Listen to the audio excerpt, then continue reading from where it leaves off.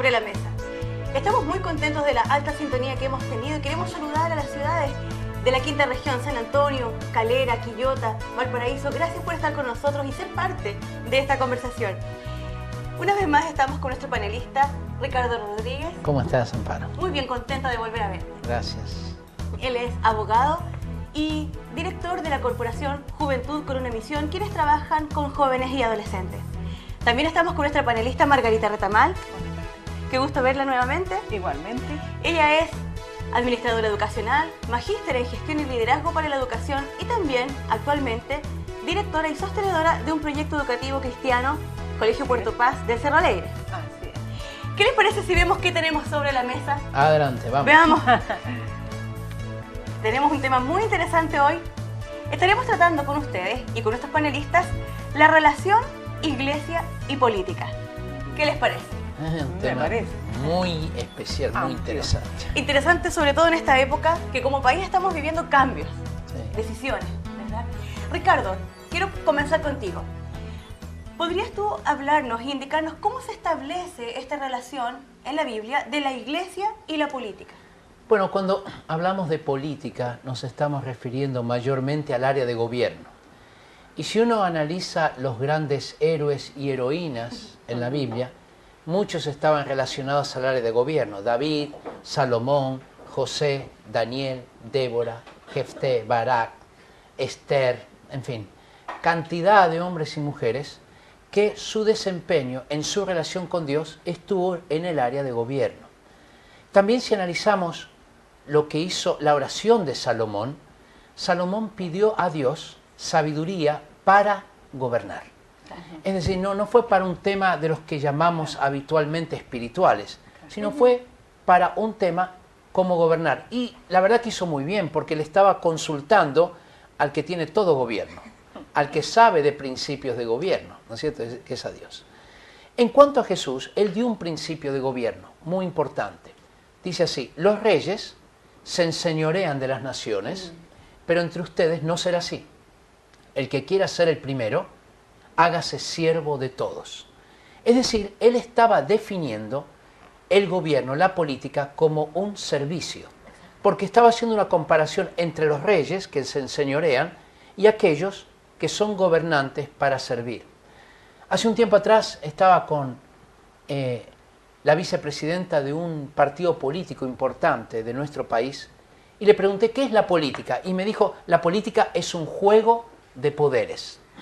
Es un concepto muy humanista de política, es decir, el juego de poderes ¿para qué? Para que yo obtenga el poder, claro, o para que conserve el poder, o para quitarle al otro el poder para que yo pueda ocupar su lugar. Claro. Pero en realidad, bíblicamente, gobierno no es eso. Gobierno es servicio. Imagínese a un gobernante diciéndole: usted es un servidor.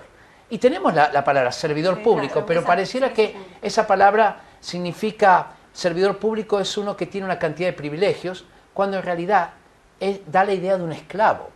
Claro. La palabra ministro, y tenemos ministro de Educación, todo esto, ¿no? Ministro de Relaciones Exteriores, es la palabra sirviente. Eso es un ministro. Uno que ministra es uno que sirve. Imagínense que nuestros políticos comienzan a entender que están puestos para servir y no para privilegios y mandar. La política cambiaría enormemente. Exacto. Es interesante esta visión de gobierno y de servicio. Creo que muchas veces está separado el concepto en sí mismo y la gente tampoco lo percibe de esta manera. Claro. Ahora, como iglesia, ¿verdad?, podríamos pensar, bueno, ¿cómo se establece esta relación? Margarita, me gustaría ver, si tú nos pudieses hablar, ¿cómo crees tú, o si es lo mismo, la relación iglesia y política, como iglesia como una institución, sí, o los cristianos en la política, o creyentes, o personas que profesan una fe en relación a la política? ¿Cómo ves tú esta relación? Tenemos que volver a los principios de la Escritura. En la Escritura siempre hubo una relación política e iglesia, siempre la hubo. Reyes y sacerdotes. Claro. Y ahí estaban los conflictos habituales que fueron a través de toda la historia que el Espíritu Santo a través de la Biblia nos va relatando, claro, ¿no es cierto?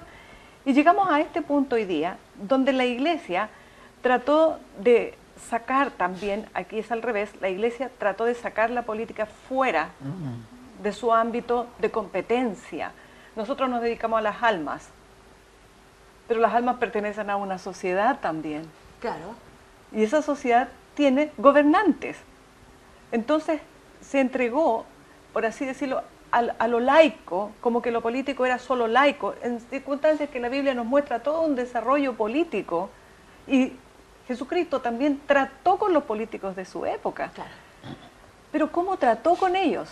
Esa es la pregunta, creo que es más interesante para todos, ¿verdad? Bueno, ¿cómo Cristo se relacionó con los políticos?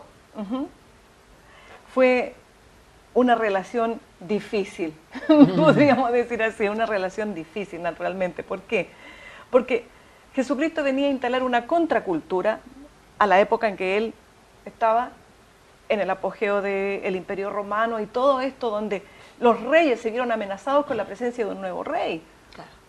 Entonces, generalmente, este problema de poder es el verdadero conflicto. ¿Será que en la Iglesia tememos a ser parte de este juego que se hablaba de la política de poderes y nos hemos apartado un poco, hemos como parte de...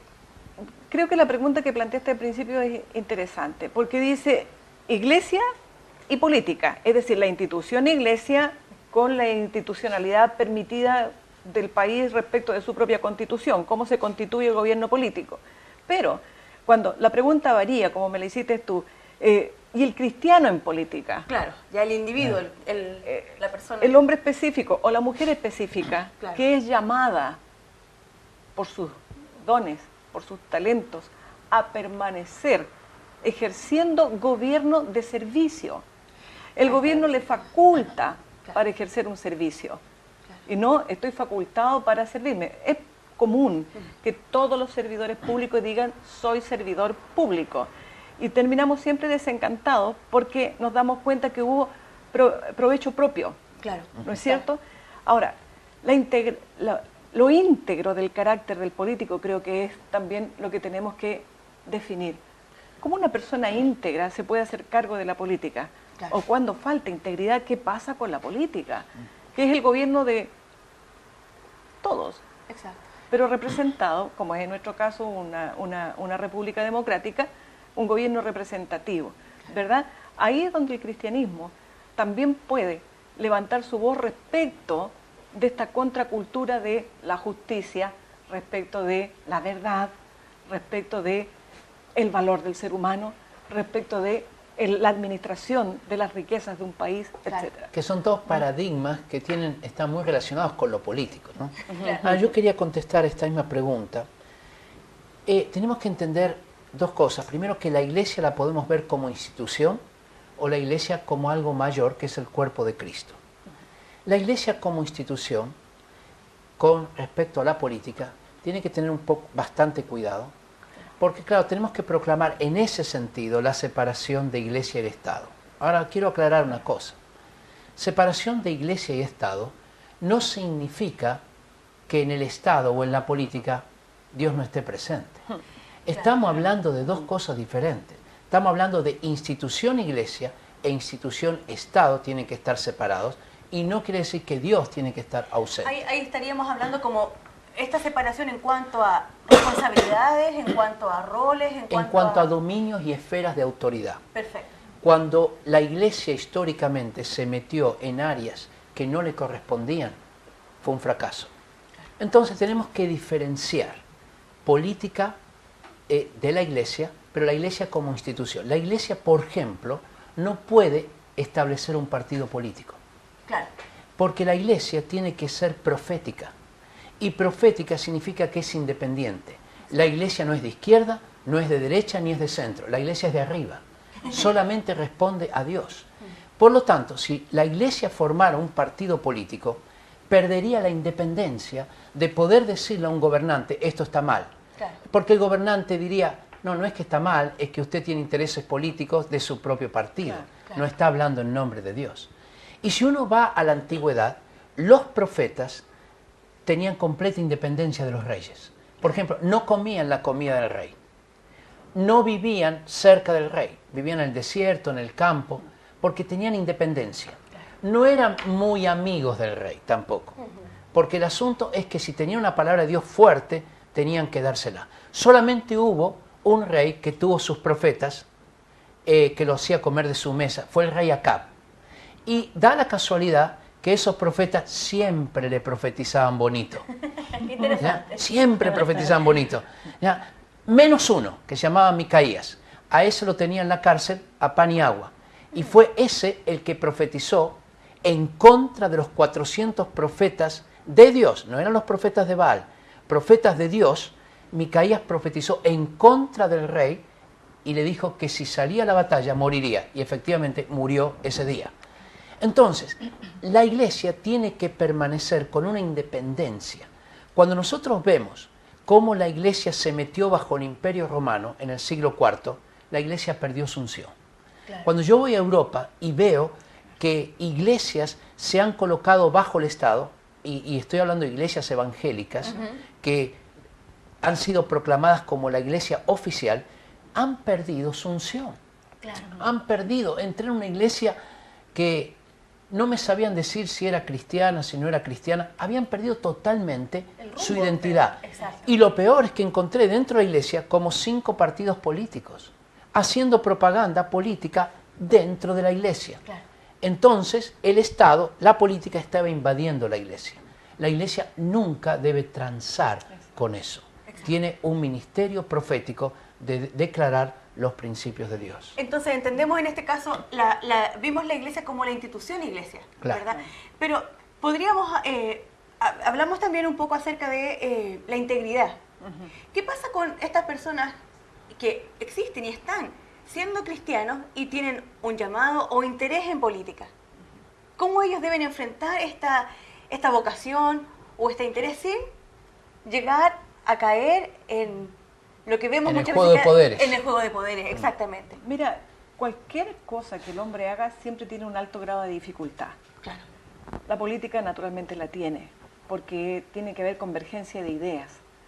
Naturalmente que poder gobernar con una cantidad de personas que piensan distinto, Claro. y viene una persona cristiana que tiene otra cosmovisión, sabiendo a conciencia que todo el resto va a tener una distinta, naturalmente que surgen los verdaderos líderes. Claro, O sucumbe o levanta.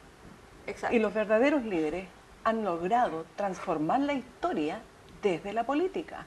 Y son cristianos que han sido fieles a lo que Dios ha dicho, honrando lo que Dios dijo. Claro. Y no se doblegaron en eso, de lo que era la conveniencia momentánea. Claro. Hubo un cristiano que justamente siguió este camino que estás diciendo, Margarita. Se llamaba William Wilberforce. Era un cristiano inglés que quería ser pastor evangélico y Dios le dijo que su verdadero servicio era en el Parlamento inglés. En el año 1803 entró al Parlamento inglés a la Cámara de los Comunes y luchó por la reforma moral en el país y contra la esclavitud. Cada vez que presentaba un proyecto para abolir la esclavitud, lo bloqueaban. Los esclavistas que tenían sus intereses bloqueaban sus iniciativas. Luchó 30 años y en el año 1833, después de 30 años de lucha, se declaró la abolición de la esclavitud debido a este cristiano comprometido. Exacto. 3 días después murió y dijo lo siguiente: Señor, gracias que me has permitido ver el día en que Inglaterra tuvo que pagar 20 millones de libras esterlinas para liberar a los esclavos. Él es un claro ejemplo de un siervo en el área de la política. Un hombre con un llamamiento, como decías Exacto. tú, Amparo, con un deseo de transformación. Exacto. Cuando estos hombres se meten allí, entonces producen un cambio. El problema que tenemos es cuando hombres no llamados por Dios, sino oportunistas, se meten en la política. Claro. Porque no están buscando el bien de la política, sino están buscando un bien personal. Cuando nos metemos en el área de la política, hay que entender que estamos tocando un área muy difícil, donde el enemigo en un sentido lo tiene en sus manos. Y eso requiere una vocación real y un llamamiento real y también una preparación. Note Mateo capítulo 4. Jesús se enfrentó con una tentación, la misma, 3 veces. ¿Cuál fue? El poder. Si tienes poder, que las piedras se conviertan en pan. Poder. Y la única vez que la Biblia habla de que huyó es cuando lo querían hacer rey. Es decir, es muy tentador. Por lo tanto, los cristianos se tienen que preparar en ayuno, en oración, en estudio, para enfrentar esta área de poder. Y pueden llegar a ser tremendos agentes de transformación. Es cierto. Es muy interesante esta visión en cuanto a la preparación, la integridad y también la consecuencia. Es decir, no transar los principios por el poder. Queridos televidentes, el tema está muy interesante. No deje de escribirnos. Mande sus correos, por favor. Escríbanos a sobrelamesa@gmail.com porque seguiremos respondiendo y contactándonos con ustedes.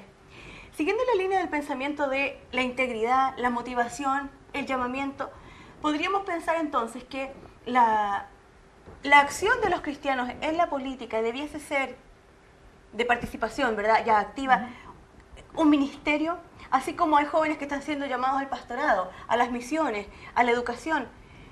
Podríamos tomar la política como un ámbito también de llamado, de vocación. Naturalmente, tradicionalmente la iglesia evangélica, su cultura era muy bajita, especialmente acá en Latinoamérica. Claro.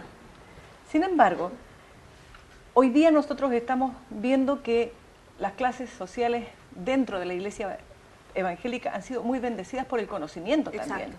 Hoy día nuestros jóvenes, su mayoría, son jóvenes universitarios, otros ya titulados, y en general escogen profesiones que no tienen relación con política. Claro. Por este celo de la iglesia de que sus miembros participen. Claro. Naturalmente que los miembros de la iglesia que van a participar en política tienen que hacerse apoyar de un grupo. Muy importante esto, muy claro, importante. Esto es muy clave. Sí, la necesidad de los partidos, ¿verdad? Claro. Y ahí está la delgada línea que la iglesia no se atreve a cruzar. Pero si hay un llamamiento de parte de Dios, así como hay un llamamiento hacia la educación, y venga lo que venga, y pase lo que pase, el siervo de Dios está dispuesto a enfrentar esas dificultades, en política sucede exactamente lo mismo. Podríamos poner un ejemplo bastante más liviano para comprensión. ¿Qué pasa con un músico cristiano? También hay un pavor de que no, porque la música es diabólica y tantas cosas. La política se ve más o menos igual. Sin embargo, cuando Dios ha actuado en el corazón de un hombre y lo ha llamado a un propósito específico, ese hombre también cuenta con un respaldo enorme que no es humano. Claro. Es Dios mismo. Exacto. Y la iglesia, es decir, el conjunto de fieles que acompaña a esta persona, más allá de cuestionarlo, ¿Debiese apoyar? debiese apoyarlo y debiese también respaldarlo con su apoyo, con su oración, con la comunión, con el acogimiento, con el consejo, con la protección. Claro. La iglesia es un cuerpo y debe funcionar como tal. Y todas las funciones que se producen en la sociedad, los cristianos también están llamados a hacerlas. Es más, cuando nosotros no las hacemos, precisamente las dejamos en manos de personas que no tienen conocimiento de Dios, no esperan a Dios, ni esperan nada. Son agentes de cambio por sí mismos, pero no de transformación. Es muy interesante esta visión, Margarita, que tú nos estás dando de la relación entonces que la iglesia como institución que tiene un miembro con un llamado hacia la política puede hacer. Y en un sentido está participando directamente en política. En la sociedad. Exactamente. Es que el apóstol Pedro dice que nosotros somos llamados a ser nación santa. Y mi pregunta, hay veces cuando voy a las iglesias es esta: ¿qué significa nación santa? A ver, ¿cuáles son los oficios que hay en una nación santa? Y me dicen, bueno, pastor, apóstol, profeta, evangelista, maestro. Y mi pregunta es, ¿y en una nación santa no hay dentistas? ¿No hay médicos? Tenemos un dualismo que nos hace ver como que lo santo es lo eclesiológico, Claro. lo eclesiástico. Pero en realidad, cualquier profesión, bueno, no cualquiera, pero casi todas, porque narcotraficante no, pero cualquier profesión puede ser parte de la nación santa, incluyendo los gobernantes, los políticos. Nación Santa es para quién lo hacemos. Todo lo que hacemos, de palabra o de hecho, lo hacemos en el nombre de Jesús. Entonces, eso es lo que define lo que es una nación santa. Ahora, yo quiero decir una cosa importante aquí, que son los grupos de trabajo. A mí me parece que un político cristiano no debe ir solo. Creo que nos tenemos que preparar, antes que para gobernar, primero hay que prepararnos en pensar. Claro. Orar y pensar. Levantar un grupo de cristianos con una visión de política, no estoy hablando de un candidato, sino de grupos que estudian los problemas de Chile. Puede ser a nivel comunal, puede ser a nivel nacional, a nivel provincial, lo que sea, y proponen soluciones concretas. Y lo del gobierno vendrá solo. Pero hay veces mandamos un kamikaze, un llanero solitario, que va allí y pobrecito, hay veces no tiene la preparación, hay veces es consumido por todo lo que el ambiente y los paradigmas, ¿no es cierto?, imperantes en la política de hoy.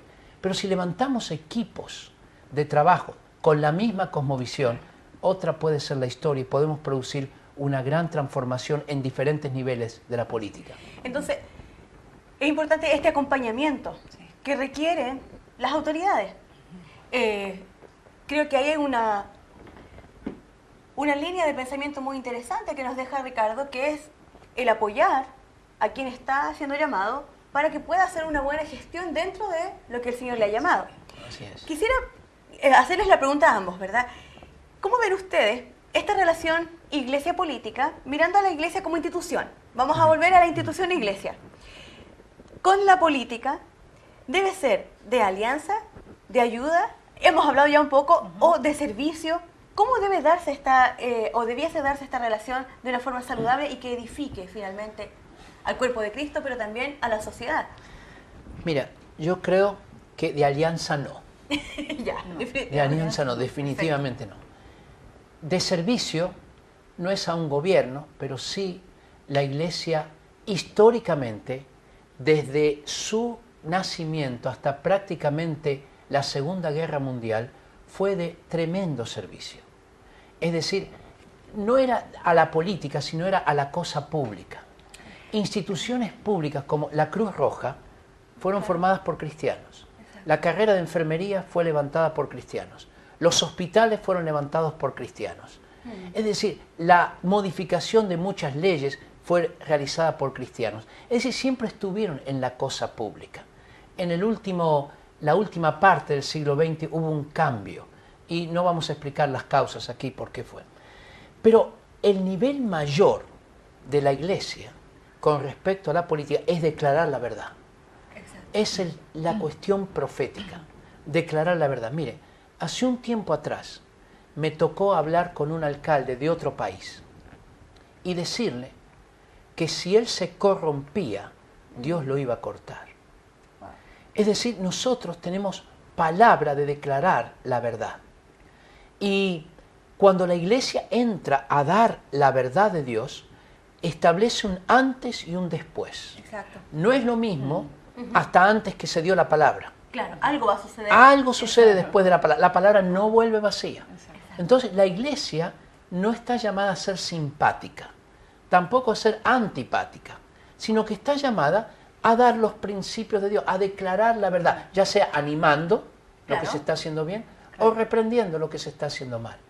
No está llamada a dar recetas, eso le toca al ámbito de la política en sí, pero está llamada a dar los grandes principios generales de verdad, de justicia, que orientan a los gobiernos. Creo que esa es la misión principal. Dentro de lo que es reinterpretar desde la perspectiva bíblica, cuando uno conoce a Cristo, entiende y empieza a entender la vida desde otra dimensión. Claro. Cambia la cosmovisión. Faltan jóvenes y adultos, ¿verdad?, que puedan realmente prepararse para los estudios como ciencias políticas y en otros ámbitos.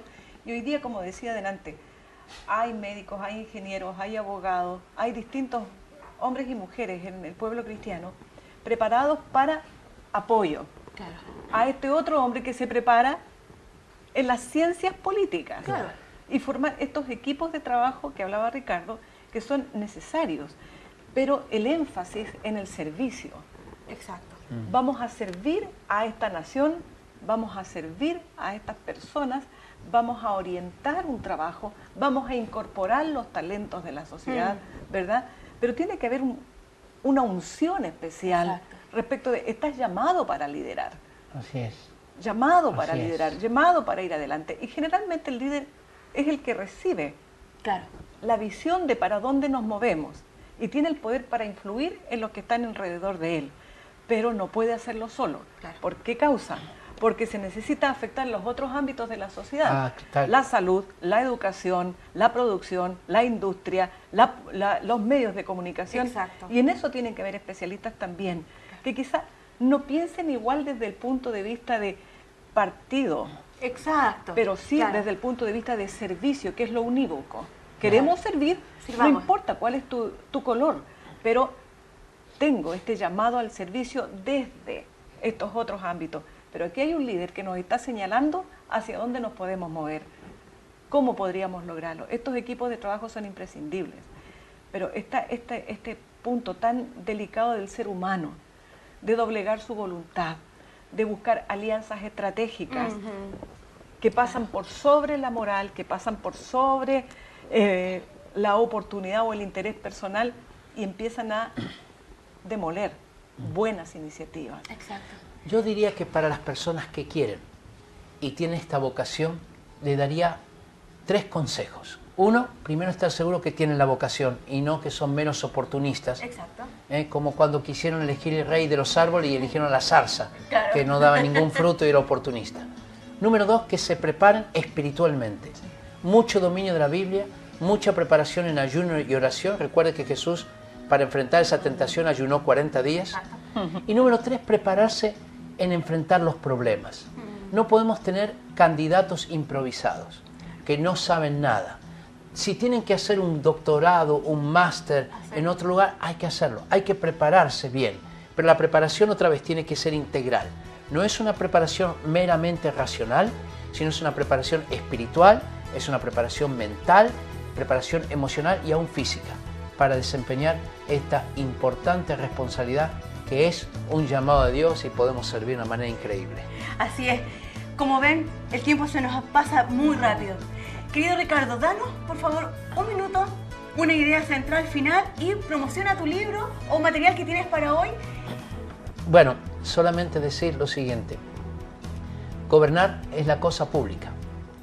Quiero animar a jóvenes y jovencitas que hoy están tratando de definir su vocación y dicen la política es sucia. Si es sucia, usted es el detergente de Dios. Así que la puede colaborar a limpiarla. Pero férrea preparación. Mucha preparación en todos los órdenes que ya hablé anteriormente.